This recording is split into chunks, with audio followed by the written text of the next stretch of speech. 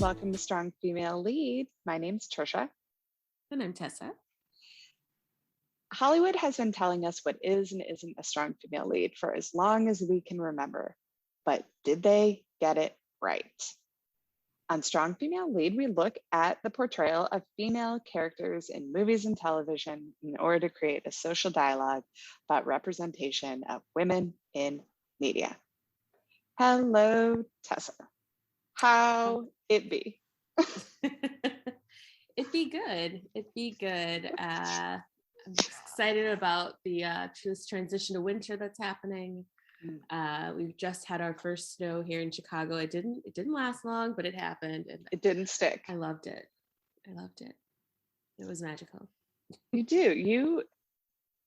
You should write a book, or write a screenplay that's either called A Winter Soul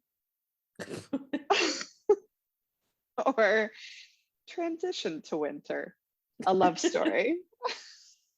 Because you and only you that I know of truly celebrates daylight savings.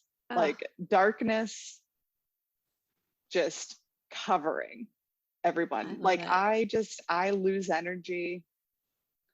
I have to take cold showers to wake myself up, or like sit in front of like a sad lamp to wake myself up. Oh yeah. It truly drains me of energy. Like I would not be able to live in Alaska or Iceland, which I think are probably some of the most beautiful places in the world. And I just couldn't because of the lack of sun. I would thrive in these environments. I feel like the sun, if it went out tomorrow, I mean, if we have artificial light, I wouldn't miss it. It doesn't do much for me except for, light up the moon, which is obviously better. So fine, I'll take that. And then there's like plenty of other stars out there. So also that. I love winter. I love everything about it. I'm so excited. I refuse to accept that other people aren't excited. It's happening. It's happening again. The holidays are here. This is normally the happiest time of the year, in my opinion. Everyone is just better. Everyone is better. Because of Thanksgiving and Christmas? Yeah, I genuinely think that like being cold makes people nicer. Oh, interesting. Wow. Just it's something we can all really rally. Yeah, behind. We're all doing this together. Everyone, I mean, I just feel like, I don't know why, but I do feel like people are nicer. In the winter, everyone is just like angry and everyone's trying to get somewhere and do something and be someone that they thought they should have been, for the other 9 months of the year. Winter, everyone's like just in their own reality. It's cozy. Oh, I thought you just said in winter people are terrible. No, in winter people are better. In summer people are terrible. Okay. Got it. Okay. So in the summer, there's just more pressure to really be getting shit done. You think in the winter, people are just like, it's okay if I watch Netflix for 12 hours today. Yeah. Mm-hmm. I think you get to reap all that you've sown throughout the year. So I was working my ass off all summer long, getting shit done, showing up for people, places, and things. And now I'm done with all of that. I'm going to watch the snow, cover these tree-lined streets. Oh my God, it literally just started snowing because of Christmas magic. Christmas magic. Oh my God, it's not snowing near me, but I can see the flurries from my window. You made it happen. Oh, thank you. I feel so powerful right now. You are. You are powerful. I'm a Christmas witch. I don't know. You are powerful. You're a Tessa witch. And you're making shit happen. Let's just dive in. Let's dive into our holiday movie. My pick. No, it's not a Thanksgiving movie. Because I really couldn't think of a Thanksgiving movie that I really wanted to watch. And, well, frankly, we make the rules here. So I decided. True. I decided I don't need to do it this way or that way. I don't need to follow. I can go against the grain. I was going to say follow the grain. I can go against the grain. And so I chose The Family Stone, which now, as I have Wikipedia pulled up, I am now understanding the double entendre. Is that what that is? Do I know what Two that meanings? means? A word with two meanings? Yeah, the family stone, which I am now like, oh, it also means the stone in the ring. Oh, okay. Yeah. I'm sorry. Typically when people use that phrase, there's like a dirty meaning to something. And I was like, what's the dirty or version of the family stone? Like a kidney stone? And like, I was like, how is that sexy? I don't get it. But double entendre? That's not what you meant. So yeah, no, I think it is. Is that what a figure of speech or a particular way of, yeah, double meaning. Okay, yeah. So I was right. I just need to follow my gut. So yeah, and the only reason I know that now is because I'm looking at, the title of the movie is The Family Stone, and then the theatrical release poster is the ring finger stone. And I was like, duh. Okay. Well, that's like very in your face. Almost too easy. And I'm now just getting that. So okay, so The Family Stone, my pick, a 2005 American comedy drama. And it's got quite the ensemble cast for the early aughts, right? Like Diane Keaton, Craig T. Nelson, Dermot Mulrooney, Sarah Jessica Parker, Luke Wilson, Claire Danes, Rachel McAdams, and Tyrone Giordano. Is that maybe how you say it? I don't know if you know Giordano. I didn't know who he was, but he was great nonetheless. And so the plot follows the Christmas holiday misadventures of the Stone family in a small New England town where the eldest son, played by Mulrooney, brings his uptight Manhattan girlfriend, played by Sarah Jessica Parker, home with the intention of proposing to her with a cherished heirloom ring. Overwhelmed by the hostile reception, she begs her sister to join her for emotional support, triggering further complications. So sound like super excited about the movie. You can just tell it's just radiating from you about how much you enjoyed this. And I mean, it was a super easy watch, right? Like I totally enjoyed it for that. And I love the family, like just, the constant like arguing back and forth, just the only way, like you can just only do that with your family. And they're just like, I love that about it, but it is just really funny because it's not what I remember. I didn't realize I'd seen it before, but then watching it again, I did. I know that I have seen it. And it's just like, are these people really bohemian? I mean, they just have like kind of a cute cluttered home. Like it's just a very like cute cluttered home. They're not dressed up. They're wearing jeans. Yeah. And like, and then just the, like, ooh, we're super liberal. And it doesn't, and yes, they have a gay son who is in an interracial relationship. And they're talking about adopting, but that's the only liberal piece of it, right? And no, it's simply Rachel McAdams was carrying a bag that clearly stated that it was an NPR, it had NPR in the biggest black letters. So she is obviously the bohemian liberal one. So, oh my gosh, I understand. I understand. Like, and she's uptight. She has her hair in a slick back bun.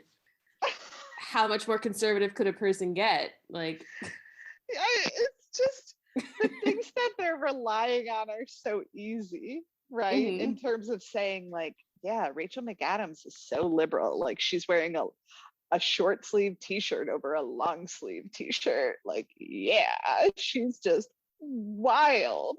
Like, can't be Yes. contained.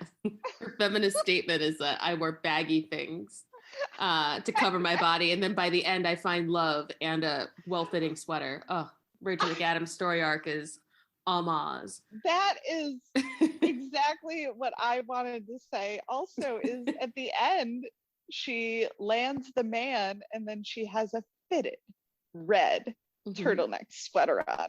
It's like, oh my, how she's grown. How she's grown. She's a woman now. Before she was a girl. She walked in last Christmas as a girl and left a year later with 200 pounds of baggage and a red sweater. And so I guess she won. He looks like a big guy. It had like, it was better than Love Actually, but it had like Love Actually This was vibes. better than Love Actually? For me. I disagree. I enjoyed it more. I enjoy it more, but like it had those same sort of vibes where it was like, okay, well, without jumping ahead too much. So let's just go through the plot like a little bit more. So Meredith Morton, played by Sarah Jessica Parker, successful Manhattan executive, and her conservative demeanor, a sharp contrast to Everett Stone's rambunctious liberal family. And so when she goes to meet them, they're so rambunctious. When she goes to meet them, she's very stiff. Sarah Jessica Parker's acting is fine. It's just like, this is all very one-dimensional, although I did cry at the end. Still, it's all very one-dimensional. Like, she just moves in sort of jerky movements. That's her conservativeness. Gosh, you can't say that about people.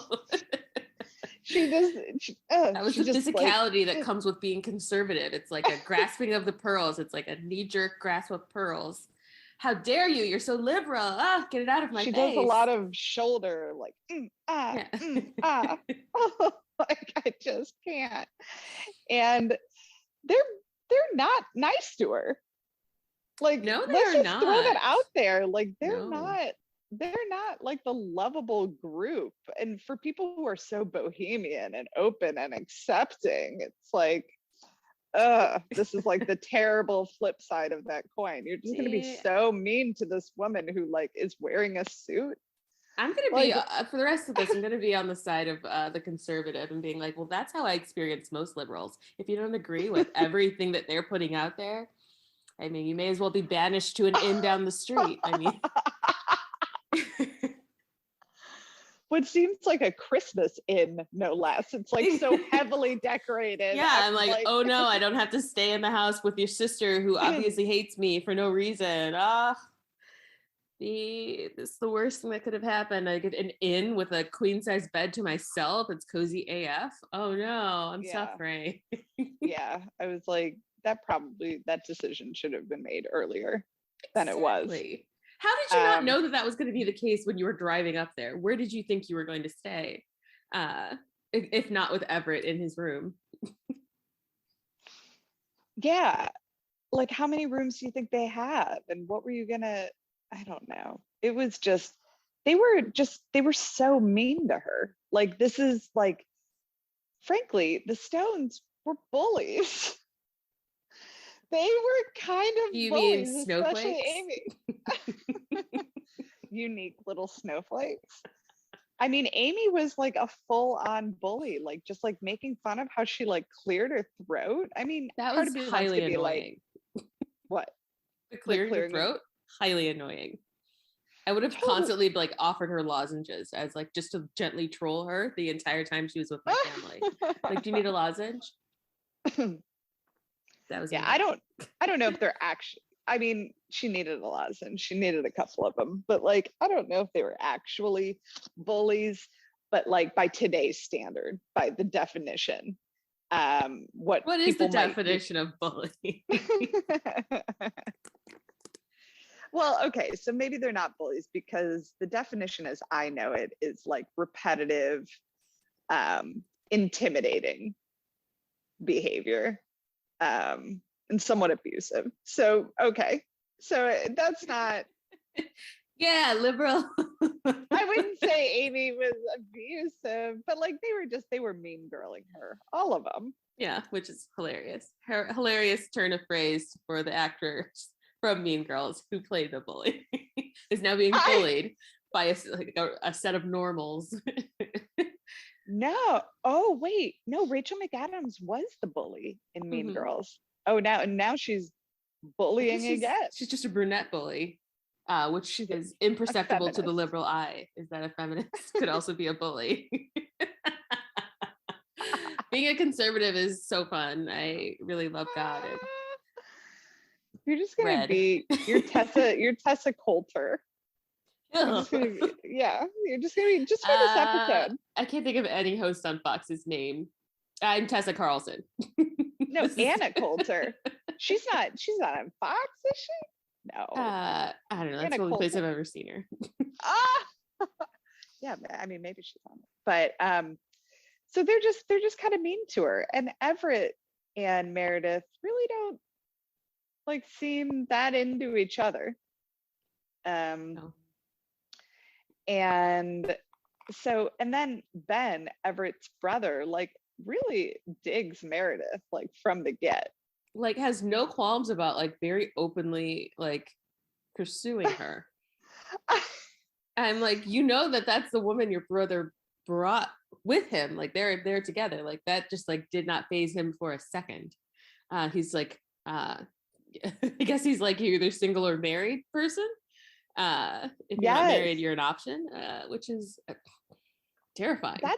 That's exactly how I saw it. And that's where the Love Actually like vibes came in terms of like rom-coms of this time, where it's not considered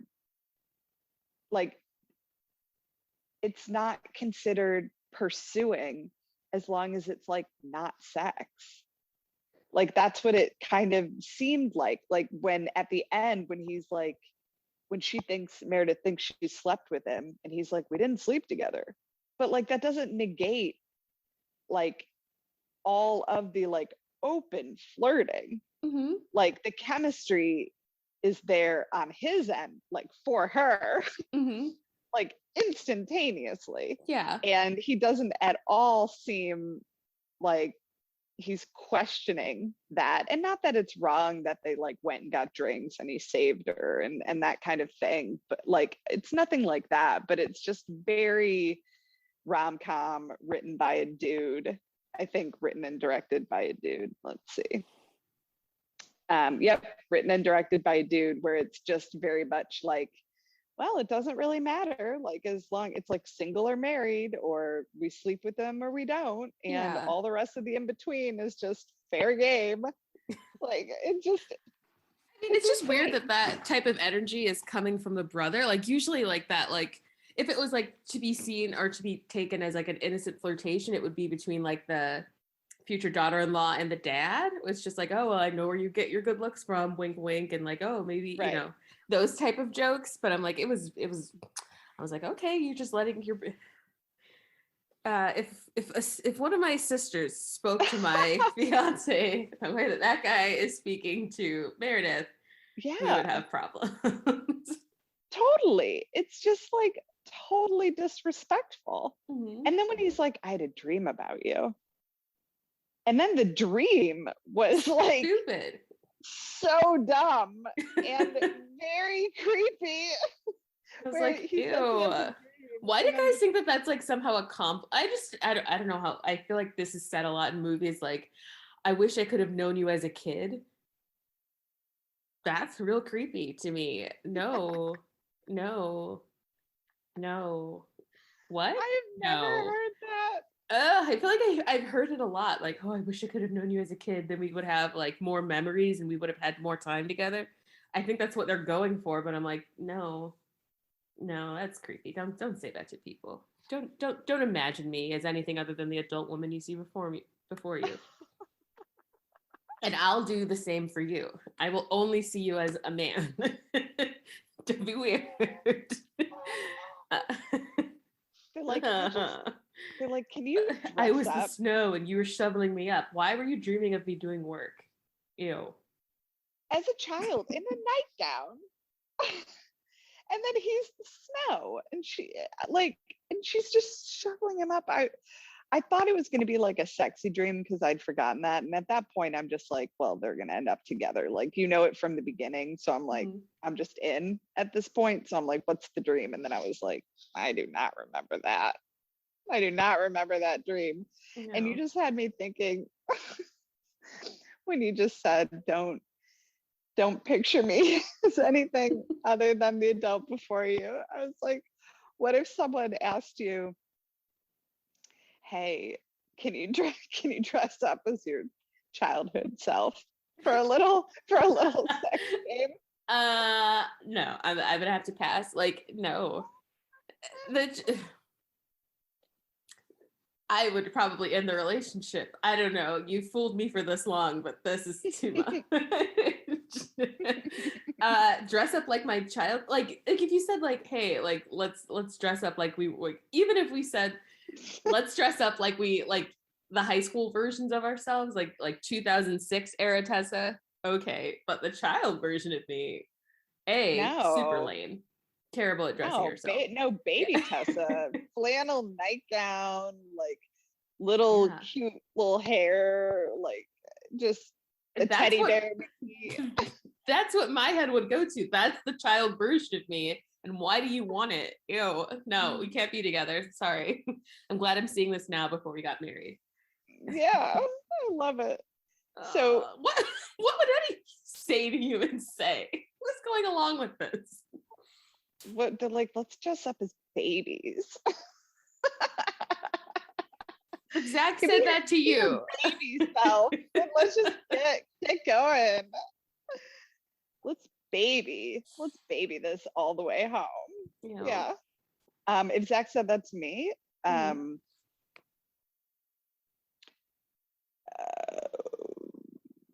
would have to assume he was joking. And if he wasn't, we'd have a stern talking. We'd have a stern conversation. Why would you say that? Why would anyone say that? And also, yeah, in my head, I'm like, no, let me autocorrect for you and just be like, oh, like, let's dress like we're from the 90s. Like, yeah. Okay, that's fun. That. I love the 90s. Like, the child, like, it's the word child in there. It's really throwing me off. Love that autocorrect. Let me autocorrect this for you. So you I was like, that's what you said, but I'm just gonna ignore that. Like I do a lot of things. I don't like that. And just go with the 90s or even the 80s.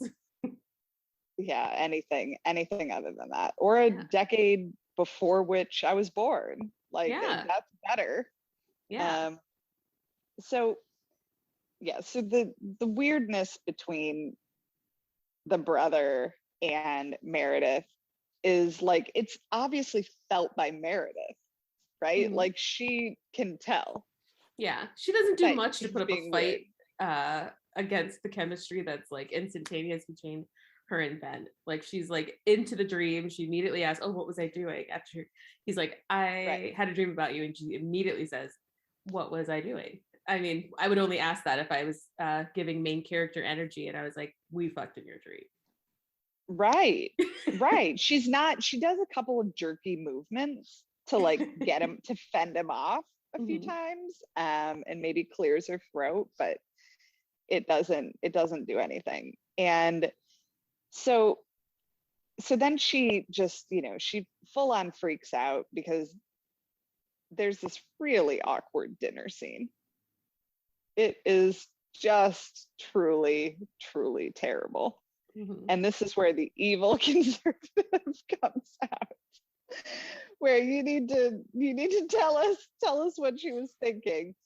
But they get into a nature versus nurture debate about the one brother, what's his name, Thad, and his partner Patrick, and adopting a child. And so she brings up nature versus nurture and sexual orientation, which is very much at least where I'm from, was a conversation of the early 2000s.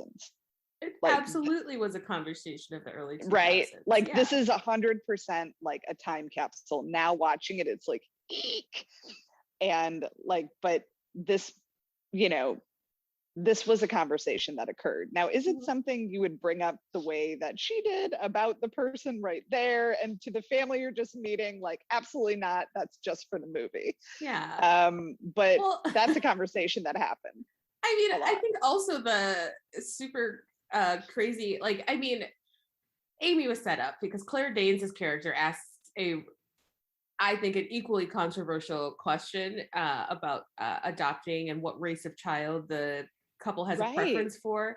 And I was like, whoa. Yeah. So it's like, it's not like Amy's question comes out of nowhere. She just doesn't understand humor, and people were trying to let her off the hook. Oh, you mean being Julie? Like, no, what is Everett's girlfriend? Oh, Meredith. Meredith. There's Meredith, and then there's Julie. Okay. Meredith doesn't understand humor in that moment, because everyone was like, okay, they got what she was trying to say, and her like being so nervous about like being seen as anything but like super liberal was fueling her hysteria to try to clarify herself. And it was like, everyone understood what you were saying, but it's not a choice in the way that you're thinking, that there's a fork in the road and you're choosing to be gay. I feel like we all understood. But then she dug her own grave when she went further, and she's like, well, why would you ever hope? Yeah, that was her not understanding humor. I was like, when they were all kind of like, oh yeah, like, I wish all of you were gay. Yeah. Yes. And then you wouldn't leave me. And I was like, what? Like, that was Diane Keaton. I was like, I don't know how that works. But maybe she just means you wouldn't marry a woman who would then like take her place, maybe. I think so. But yeah, that was something. And we haven't really mentioned Diane Keaton. Like, she is the matriarch. She dominates this family. And Diane Keaton's just wonderful. But I am kind of like, you are just like so mean to Meredith. So mean. I mean, Meredith isn't easy to like. She's not warm or inviting. She tells very long-winded stories, and that are boring. Very boring. And so it would be one thing if they were interesting. They're boring. They were boring. And so she needs somebody like Ben, according to the movie, so she can literally let her hair down, literally. From that tight conservative bun to some waves, to show that she has some character, some personality, maybe a sense of joie de vivre, like, about her. All of that came through in the hair for me. And so it was absolutely the hair. So what happens is, after this terrible conversation, she leaves, and she gets into a car wreck with the tree with Everett's car, but then Ben comes to save her, and she goes and gets drinks with him. So she was gonna go to the inn to stay there, but lo and behold, she does not make it to the inn. She actually ends up sleeping in Ben's bed. But when they go to the bar, yes, he tells her to just relax. It's just exhausting to be on the way that she is. And I get that. Like, I do appreciate that type of thinking, but then her relaxing has to be getting hammered, taking her bun down, and then you can finally see that black bra underneath her white outfit. It's really just like dancing. And that is the quintessential like 90s, early 2000s, like, I am fine, I am fun, and I'm just hammered. And I love it, but like, that's the only way they can show that she has any depth. She can relax because for me, it was like the ultimate flex of liberal privilege for her to request weed in front of those two cops. I'm like, oh my God, girl, you've done the trifecta. You Karen, you broke the law. The police were on your side and no one questioned you. What? Laurels for her. Like all of the flowers for her. I was like, you've done so much in one scene. You've done so much. You're totally right. It was a total flex. You know, it'd be great. Add some pot. Yeah. Oh God. And the cops. And also the like obvious drinking and driving that's going to be happening at that bar, and her buying them the drinks and they're in their uniforms. And I've seen that. Like I worked at a restaurant where cops and firefighters went and got hammered. Mm-hmm. And it is just, it's a total flex. I loved it. But they didn't show them. Smoke pot because no. Mm-mm. Nope. Not although didn't Ben and his dad, didn't they smoke pot like earlier in the day together? Because I feel like Diane Keaton's character said, I hope you had fun smoking pot with your dad. And I'm like, I didn't even see them do it, but they were like sitting on those bleachers. I feel like that was the C storyline, is that the parents were telling the kids individually that the mother is sick. And so I feel like that was just the cover when the dad told Ben, and he looked like he came in, and to me it looked like he was about to cry, and he just hugged his mother for too long. And then Kelly walks in. And so to cover it up, I think that's what they went with. Got it. And the whole telling them separately, I'm just like, why? That I didn't understand. This is just complicating things. Yeah. I don't understand. I understood. I mean, hey, you waited until Christmas Day to tell that? I mean, Merry Christmas. I don't want to call you like a selfish parent, but unless you just got the news on Christmas Eve, I feel like this could wait until the 26th and we not ruin Christmas for forever. But that would just be me. That would it's like, can this wait until the 27th? Like, no, it can't, because already some of them know. So that is, so that's an important part of the storyline, is that Sybil, Diane Keaton's character, is a breast cancer survivor and recently developed a recurrence of the disease and seems to just know that she's not going to make it.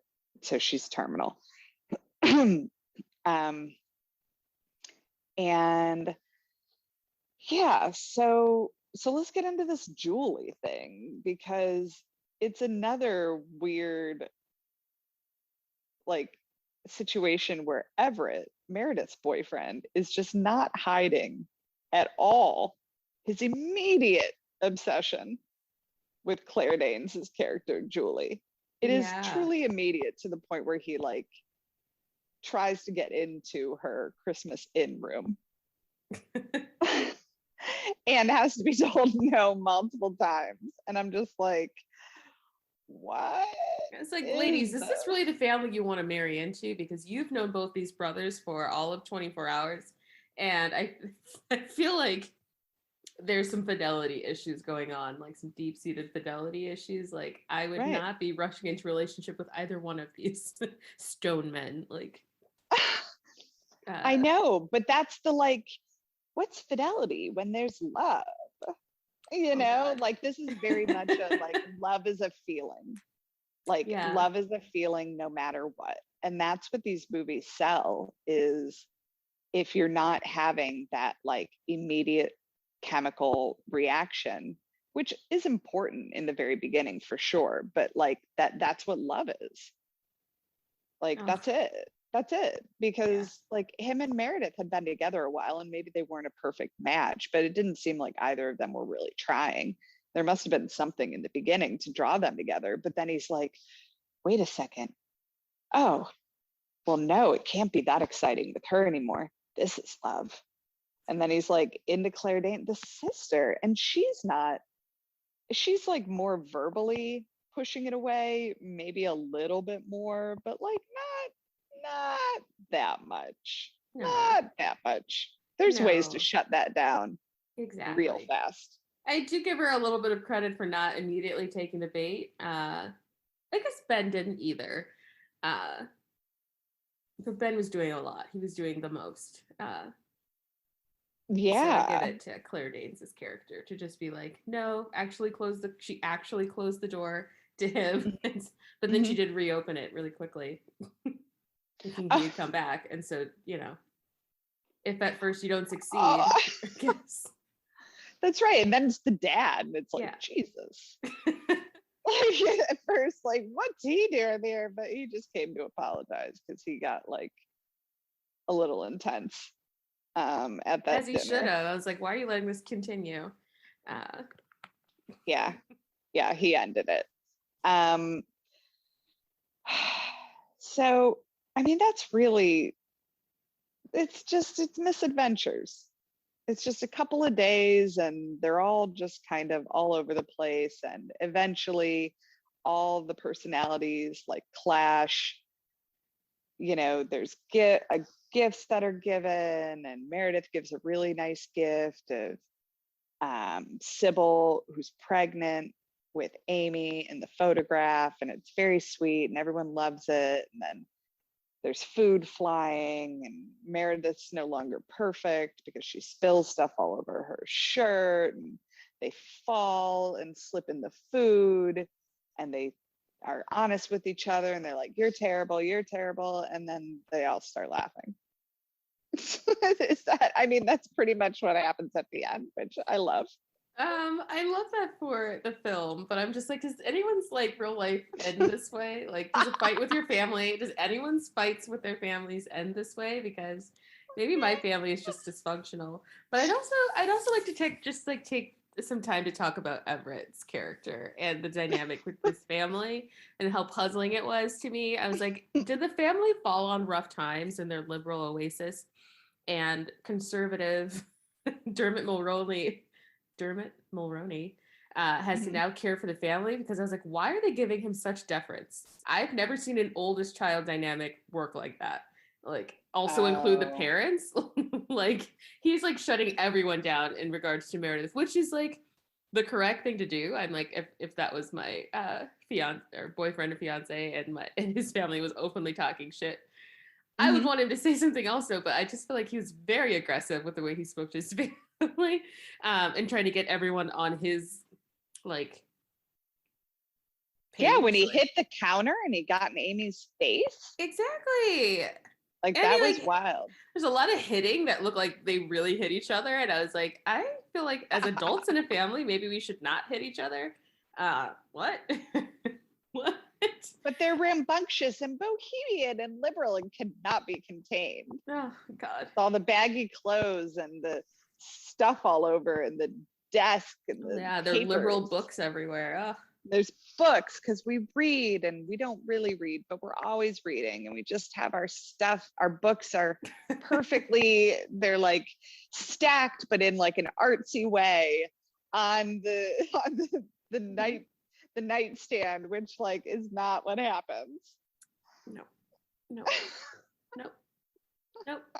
I just thought it was so odd. So odd. And I didn't understand why we even had the other sister's character, Susanna. I was like, oh, I'm going to totally read into some storyline featuring Susanna, and I just don't even understand why they included her as a family member. She didn't need to be there. No. She barely spoke.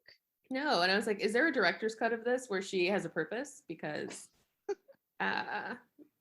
maybe was her purpose only to have her child have the ring on, and then Everett saw, this was after he like put the ring on Julie to see if it fit, which was like fully ludicrous. And then when Julie took off, which was smart, that she should have stayed away, but she gave the ring to the little girl, and then the little girl had it on and was like, Julie said to say goodbye. I'm like, is that the whole reason? Is that the only reason we need someone to have a child? No. I feel like this could have been like way more like hilarious, like, because this is billed as a dark comedy, and I feel like the addition of the pregnant wife / child comedy. This is billed as a dark comedy. Wow. I didn't see it, but But I just feel like adding those two characters immediately like tempered how high the highs can be and how lows the lows can be. Like, there's no reason why Ben and Sarah Jessica Parker didn't actually hook up and we didn't actually see it. But because I was like, why are the exciting things about this movie not happening on screen? Oh my God, like, why aren't we seeing them get stoned? Why aren't we seeing them like have sex? Why aren't these things happening for us? We were setting them up. Show us more about why Julie is right for I don't remember, Everett. Why is Julie right for Everett? Other than that totem pole story, and that she reviews artists' grants. That's a very technical job. It does not mean that she's artsy. Like, no. why is everyone so, she reviews contracts or grant proposals. Like, what do they think that means? Who knows? I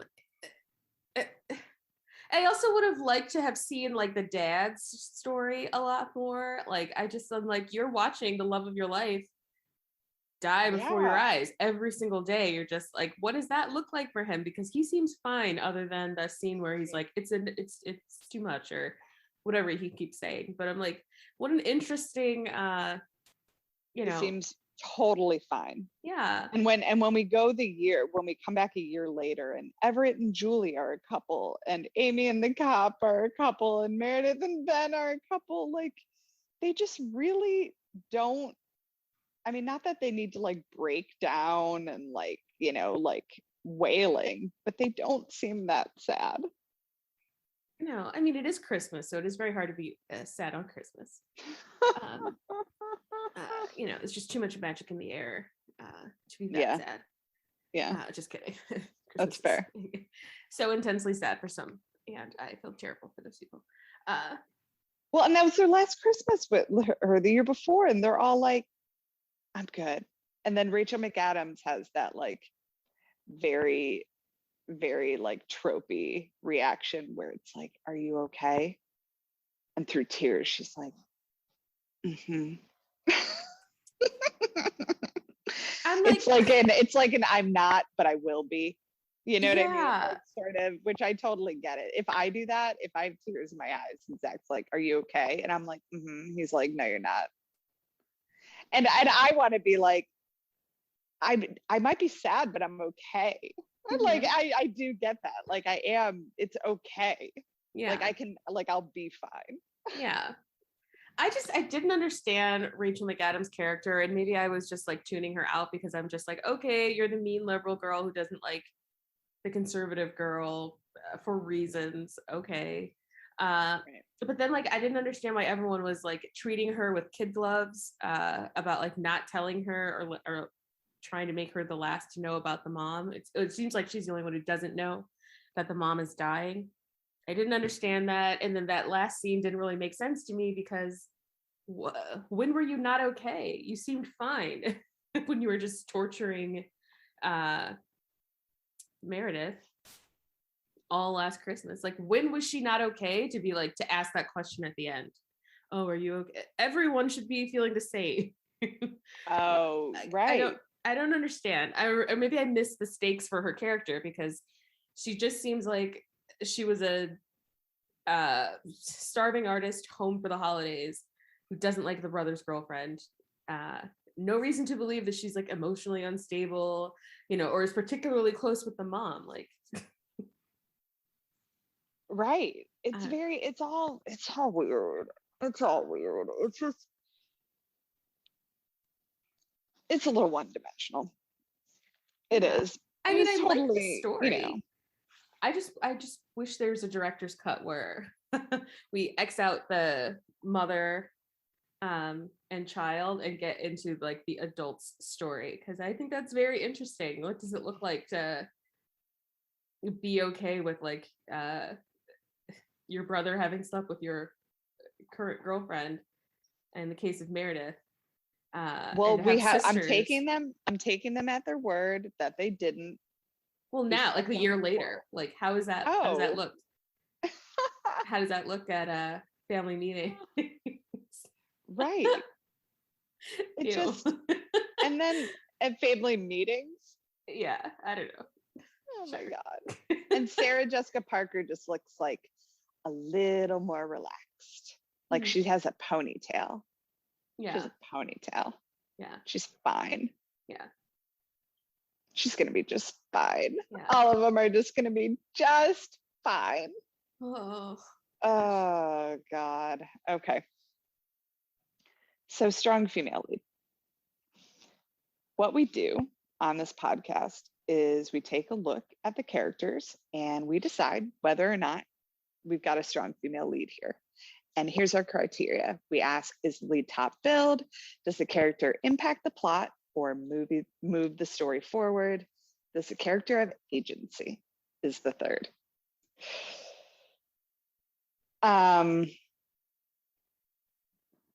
So I think the nominees would be Sarah Jessica Parker for Meredith, and then Diane Keaton for Sybil. I think they're the two that are top billed, quote unquote. Yeah. Well, I would say Diane Keaton's character is an SFL. Oh. Yeah, I think she's top billed.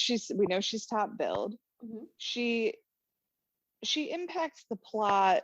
Oh, well, I mean, I guess having cancer isn't something that that is her impacting the plot, like of her own volition. Mm-hmm. Maybe I'm getting a little bit confused because she's just so sassy that I think that she has to be an SFL. I mean, she has agency, obviously. She's top billed. But no, I have to take it back. She does not move the plot along. Her character does not move the plot along on her own. She's just a part of it. For every sassy thing she's saying. She's just a scene stealer. She's a scene stealer. I loved her hair. I was like, look at Diane Keaton, just eternally chic. I could never. But one day. She's wonderful.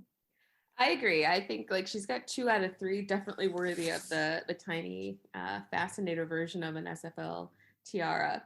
But yeah, I don't think she moves the plot along for me. I think if we, even for her own story, like if I'm trying to think of her own character's arc and I'm like, she's mother of 4 in Connecticut who is trying to tell her children that she's dying, while also setting them up for life after her. I think that's her story. Mm-hmm. But if I removed that story, would the movie still take place exactly as it did? Yes.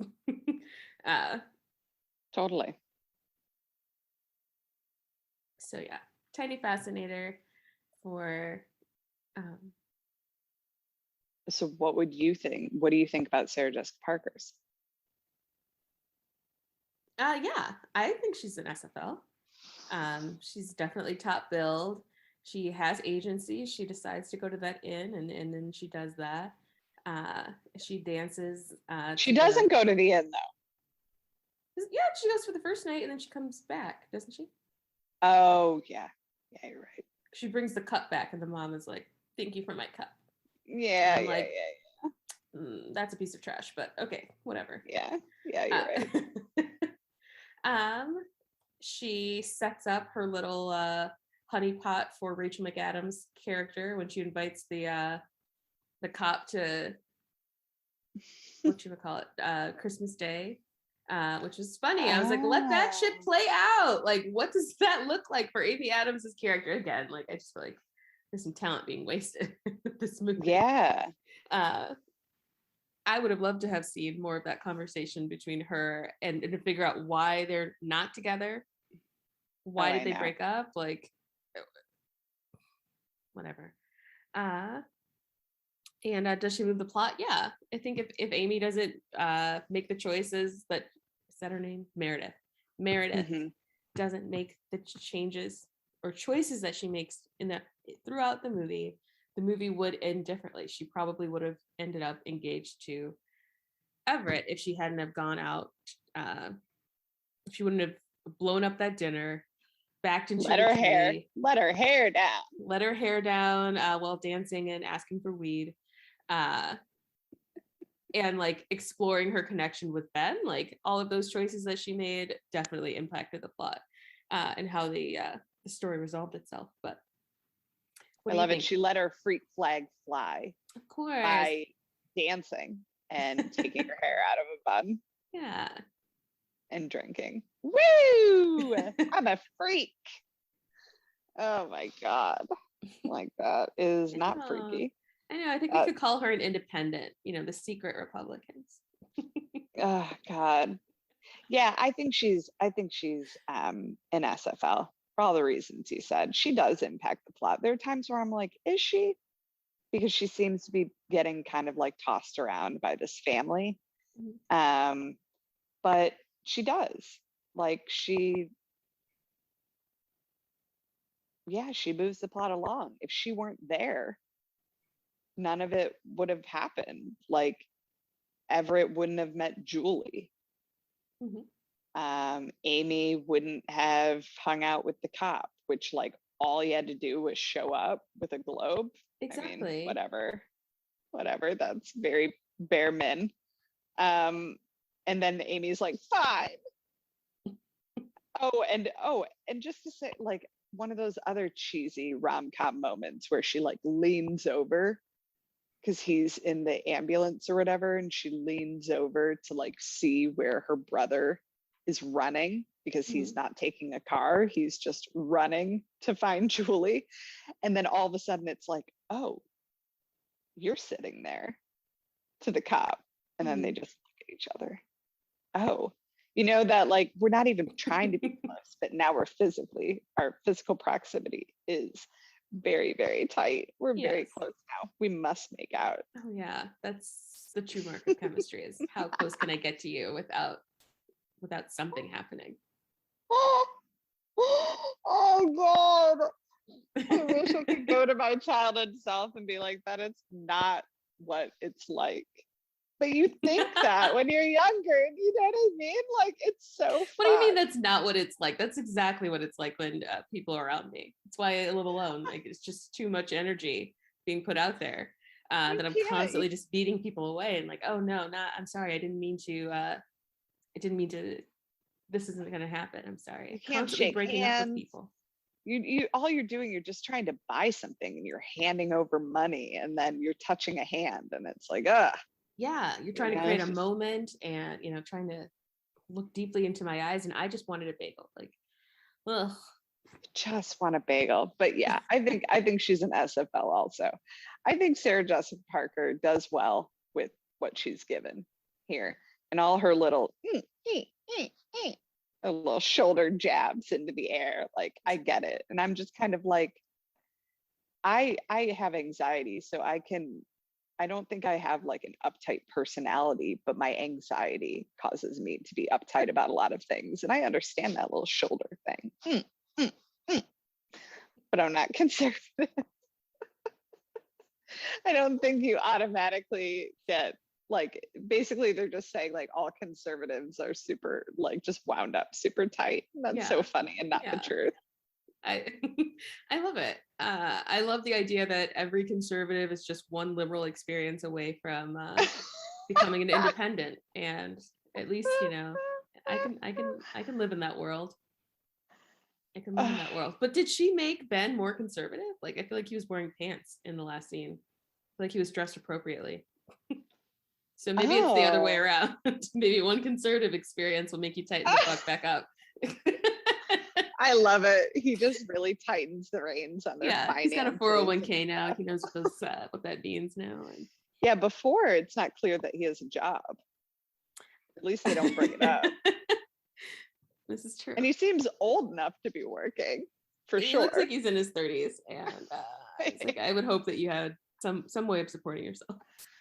And Luke Wilson and Owen Wilson are just so good at their roles. Those roles, like their faces are just like the right face. Yeah.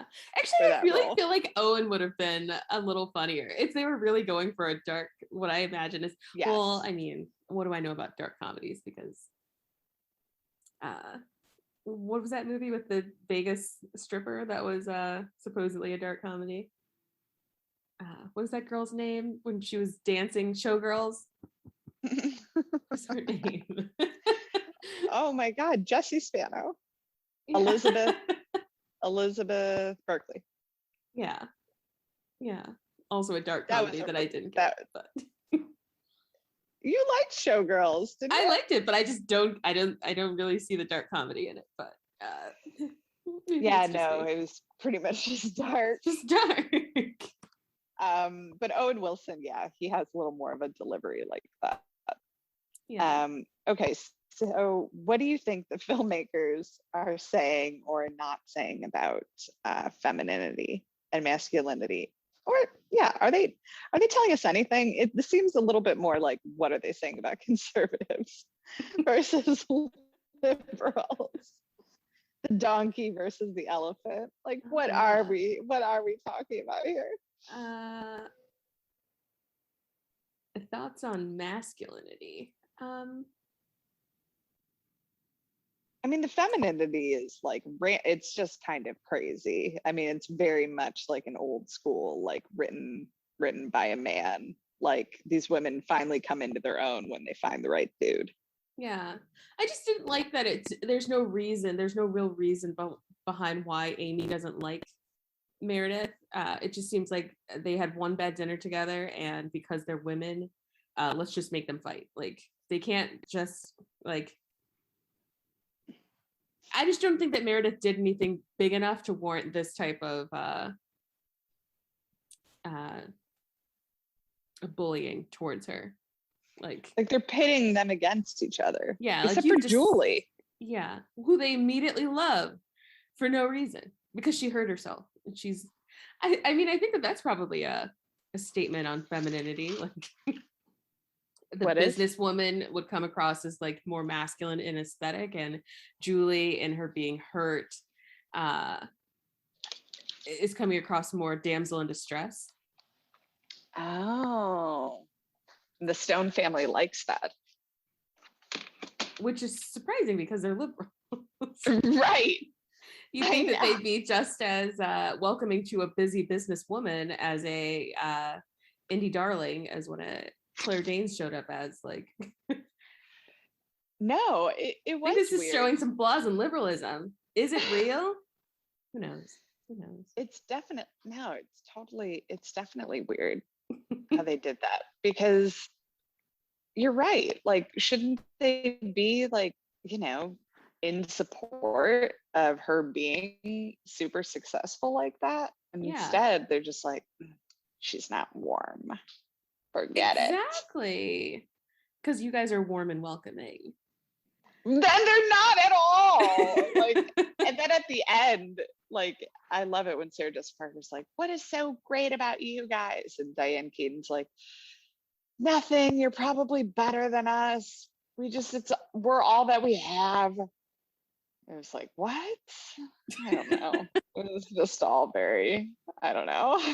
I love that scene because I do feel like that's like, I do like to take the play the devil's advocate in this type of conversation amongst friends.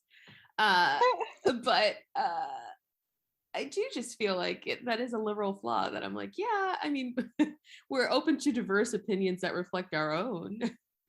A lot of the time. Right. And like the diversity that we've decided is okay and acceptable. Totally. But like, and it's a total flaw. Mm-hmm. I mean, it is. And a lot of liberals fall into it. I mean, including me. I have People to kind in of general, check myself. Yeah. I mean, not to say that conservatives don't. I mean, I guess. Listen, I think flaws. they just, throw the baby out with the bathwater. They're like, we want no parts. But this is not a political conversation. This is not. It can become one easily because this is, this is a political movie. Yeah. It's really taking a hard political stance. It is. And it's a must see. Yes. For anyone out there who gives a damn about politics. Mm-hmm. I mean, I did like that the movie does, like, in my opinion, do a good job of showing like diversity within masculinity in terms of approaches. I just, Everett's character was just so big to me. And I was like, but then you like dissolve, like, which is kind of the part of his story arc, is that has this oldest child mentality, is that I need to be exactly who my parents or society wants me to be. And then he meets his paramour and she's like, you can be not perfect, even though everyone throughout the movie is saying, hey, you don't have to do what you don't want to do. But Claire Danes does it and he hears it. Well, you should go. If you want to see the totem pole and the hole in the heart, you should go. You should okay. Go. You should do that. I will. Yeah. But I did like the diversity of masculinity. I really thought that was actually, I wish that this writer had a female writing partner to help with the female characters, but I thought the male characters were very well written. The father I really liked. Wish we got more out of him about how he's doing with the death of his wife. But I thought, the portrayal of him as a dad was very understanding. And understated. He wasn't uber masculine. Exactly. Which actually none of them were, except for Everett. That's why I liked it. It showed a full ass spectrum of masculinity and differing viewpoints and expressions therein. And I felt like we didn't get as much of that from the female characters in terms of like diversity of expression of femininity, but in a perfect world we'd have perfect things. Like that's a great point. And that's why women need to be in the writer's room. He was really able to like dig into the male characters. And it was one dimensional, but like there was definite diversity. Just of masculine, what quote unquote masculine qualities. But then women, he's like, well, let's just throw her hair down and show that leg bra. Exactly. Like, what are they like? Oh yeah, this one, the women were just so, they did not have as much. They weren't fully realized. No, I thought like the actors all brought a lot of good stuff to their characters, but I just don't think that for me there wasn't enough like meat on those bones in terms of like, who are you? Are you just like that pregnant sister who was just like, why? And then her husband shows up at the very last minute. Why? I would have thought it would be more interesting for her to be a single mom and show the perspective of like maybe somebody who's been jilted by marriage in the dynamic of like healthy, quote unquote, family, healthy marriage, but the parents, out of luck sister, fuck up brother who's just like kind of a fuckboy, and then divorced sister, and then one sibling like diving in head first. I think that would have been interesting chaos for the film, but it's a feel good. It's a feel good, feel sad. Yeah, misadventures. Yeah, I mean, I did. I liked this movie the first time I saw it. I liked it in this viewing. It's very nostalgic. Oh, totally. I think this came out in like 2005 or 2006, so I was like 18 and I like got it. I was like, I get what they did there. But 2005, yeah. So what would you rate it? I'm gonna. I'd give it a 3.5 out of 5. That's really good. That's a really good score. In terms of enjoyability, is that a word? Yeah. Yeah, it is. Sure. It is. Watchability. Totally. Like it just wasn't. Just some of the stuff, I'm just like big eye roll. But it's a time capsule. It's a time capsule piece. Like it is what it is. It was reflective of the times, and it was progressive for the times. So I agree. I liked it. I don't love it. Like to me, like this wouldn't be in like the categories of like Christmas classics. But I did like it. So I think I'd probably give this like a 2.5. I mean, I don't know. I feel like the characters, like they all like give me something, but there's nothing. I wasn't rooting for anyone this whole time. Like I was like, I'm going to turn this off and immediately forget this movie. That's why I watched it this morning. I was like, I'm not going to remember any of this. It does kind of. I mean, I forgot that I saw it, and then I was like, oh, I definitely remember this weird thing with Luke Wilson. Yeah, that was what made me. I was like, oh yeah. I remember the Strata scene when she drops the Strata, and I was like, oh man, that sucks. You kind of ruined Christmas.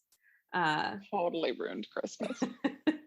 But I like completely had blocked out that Claire Danes was here. I was like, no, she's not even in this movie. Like, me too, until I saw like the cast, and I was like, Claire Danes is in this. She is one actor that I just never recognized off the bat. I was like, she's always like someone I have to Google. I was like, her face is so familiar, but who is that? Who is that? Who is that? I just like, she has like a very like pretty but like plain face, and I'm like, I don't just like never remember her. Yeah, but men, like male characters, love her in the movies. Yeah, but she does have a little bit of that plain Jane thing. Yeah, she's definitely like approachable beauty. Her and like I would put Julia Stiles in the same category, where I'm just like, you're approachable but beautiful. Like, I like that. I feel like most people would have a beer with either of those people. Like, you're not like, I only drink like 0-calorie crazy drinks that are mostly no, water. they're cool girl. Like they would have a beer with you. Yes, they are cool girls. They're gone girl, cool girl. Yeah, agree. That's another woman whose face I just like, you have a very memorable face, but I would never ever remember your name ever. Oh, the woman from Gone Girl. Yeah, no idea. We have to, maybe we I'm can pull excited. up that She's old in a new episode. show on Amazon Prime. That looks cool. What's it called? I don't know. It's on like the Amazon Prime, like wait, let me just look.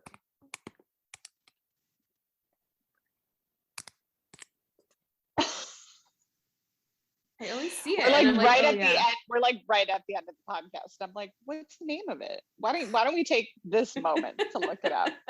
Like right now is the best moment, because I'm definitely not going to cut out this piece. Oh yeah. It's called Wheel of Time. Wheel of Time. So like a Game of Thrones-esque adventure, magic, all those things. I'm into it. Okay. Yeah. But yeah, this is totally not get cut for time. No, it's not. And I questioned my reasoning for even asking, and then we just hear the you clicking. Oh my God. Well, this was fun. I'm glad I picked it. Fun. It was a good gateway into the holidays. It's a holiday movie. It's not a Turkey Day movie, but it's a holiday movie. Yeah, I don't think that there are too many Thanksgiving movies, so I think you made the correct choice with just skipping it. I was having a hard time. Yeah, I really can't think of one Thanksgiving movie. So everybody, thank you. Thank you for joining us. Thank you for helping us like jettison into the holiday season. And the Family Stone is, something that's just going to help us get there faster. Yeah. I like it. You can find us at StrongFemalePOD on Instagram. And we're SFL_Chicago on Twitter.